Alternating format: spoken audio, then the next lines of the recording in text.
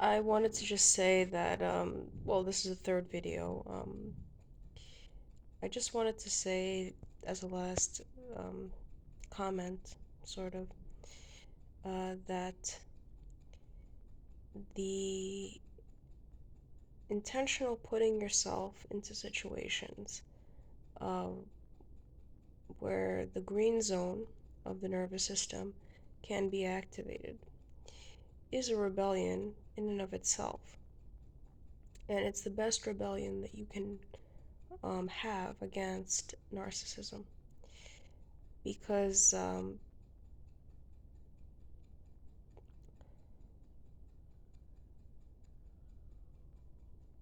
when you're in the green zone, good things happen to you. That's the bottom line. You're healthy, uh, you communicate effectively with other people, other people seem interested in you, other people have an interest in you, and that is exactly and precisely what the narcissist never intended to happen and does not want to happen. Narcissism is basically a fight against social cohesion. It's a fight against love. It's a fight against compassion. It's a fight against human dignity.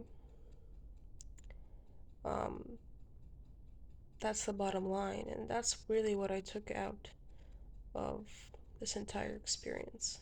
Is that if you can um, make steps and take steps to put yourself within the green zone, um, through actions that calm the nervous system. For example, I draw regularly and I read regularly, and I try to avoid movies, I try to avoid YouTube, I try to avoid these things that have become so much a part of modern life. It's even worse for generations that are coming after me because we have children that are given tablets from the age of 5 years old. Hyperarousal, overstimulation has become a reality of modern day society. And I want everybody that has been through narcissism to understand that your disgust for NPD, for um,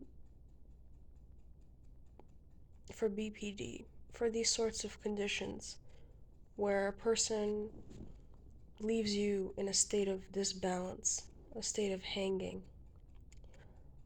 not knowing what's going on, doesn't give you positive feedback, doesn't care to stimulate your parasympathetic response by showing you any sort of dignity or consideration or, um,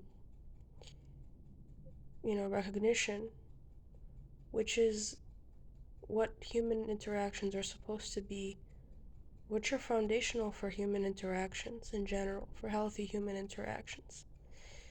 Um, this is nothing more than an adaptive response that your body is signaling to you that it's time to get out of the red zone. That if you stay in the red zone, um, you will get sick.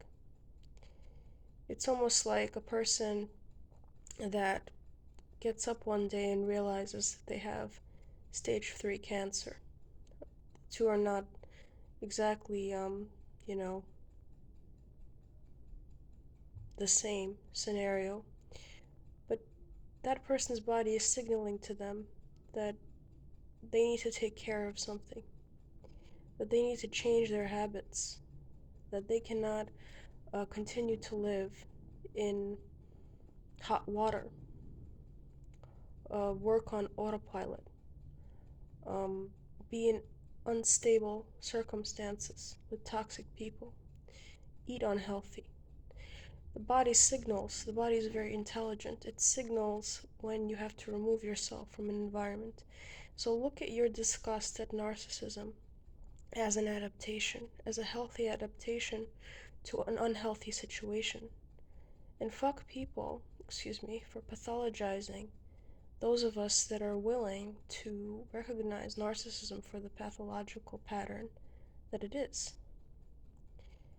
Because at the end of the day, those people have no clue what's hitting them if they ever do have the misfortune of meeting a narcissist on a personal level. So they are not as evolved as you in the sense of they don't really know what's good for them in the long term.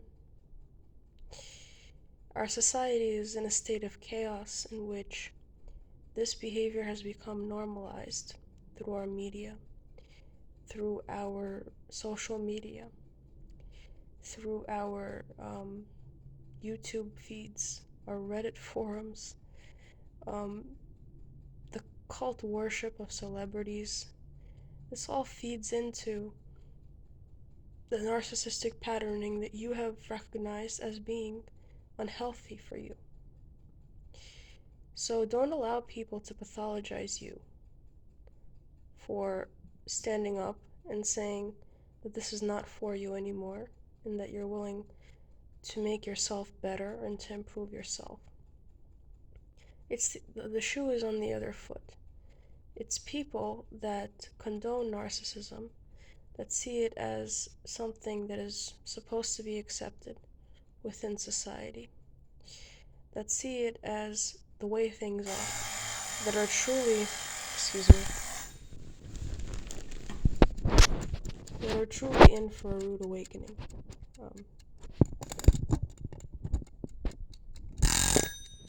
Excuse me, I had to take off a timer. That are truly in for a rude awakening because the modern world is putting us into a state of sympathetic dominance without us knowing it. There's constant, demands on our time. There's constant demands of on our energy. When we pick up our smartphones, there are constant notifications. And all of this puts us in a state of sickness, and it's driven by the same sort of intermittent reinforcement schedules that narcissistic relationships create.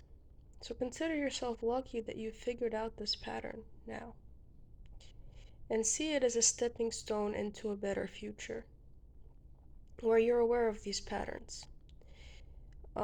If you really think about it, the reality TV shows that we watch, the constant ads that we see on YouTube videos, the constant,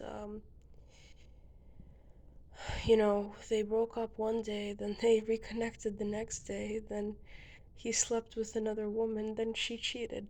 All of these, like, up and down roller coaster reality shows that we watch from a very young age, right?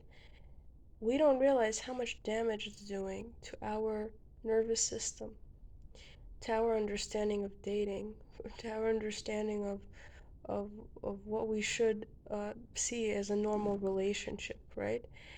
Um, and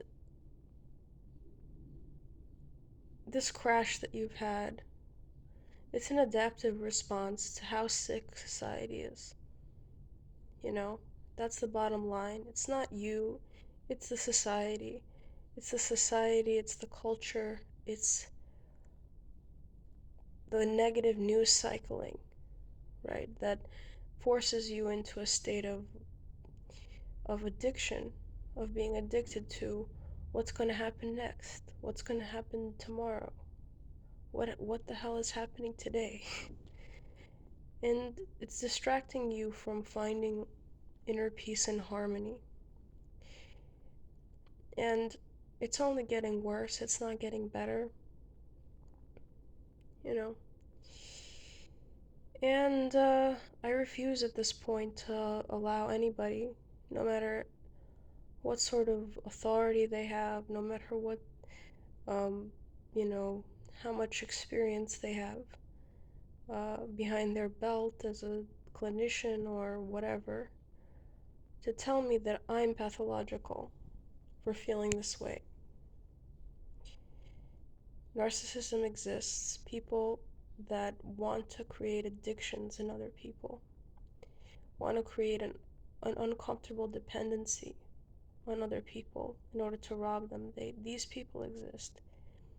And you've been exposed to them, and you see the sort of impact they have on society, and you see the sort of impact that they have on you. And now you have a possibility to be completely free of that and completely unbounded by it. You have to seize that opportunity.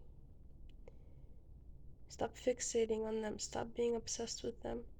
Stop fighting them day in and day out. It's about you. It's about you taking back ownership of what you expose yourself to. Otherwise, it'll be a constant cycle of wondering what's happening to them, wondering what they're doing, hating on them.